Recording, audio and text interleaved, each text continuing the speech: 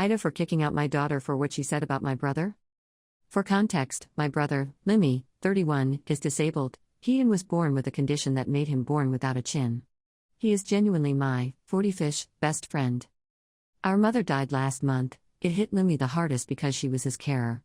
One of the wishes my mother had was that when she died I let my brother live with me. I agreed.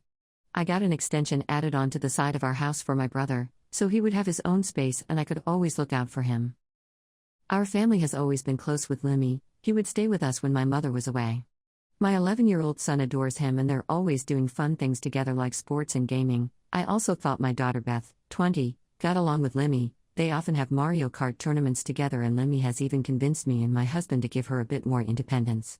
2 nights ago Beth came home late from a party with her friend. I heard her come into the house with her friend and I heard Beth say we need to be quiet so we don't wake my R-word uncle up.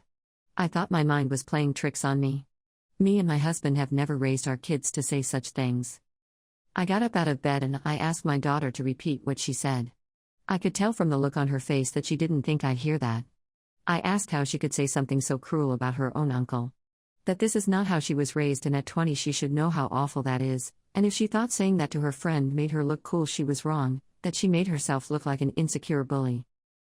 She didn't apologize, she just said that nobody was meant to hear that and it's not a big deal. I asked Beth's friend if her parents are okay with her having friends stay over. She said yes, so I told Beth to leave and stay at her friend's house. Beth said I meant to take her side, that I'm her mother. I told her I have been Limmy's sister longer than I've been a mother. Beth didn't think I was serious. I've always been a calm parent and I have never told her to leave the house before. I had every intention of having Beth back home, but she needed to learn a lesson that I meant that behavior would not be tolerated. I apologized to Beth's friend for being in the middle and I gave her cash to cover the cab to her house. I called Beth yesterday, hoping she understood how out of line she was. She didn't. She was unhappy that I took Limmy's side over hers. I told her to come home so we could discuss this properly but she refused. I have been in touch with her friend and Beth is still staying with her, so at least she's safe.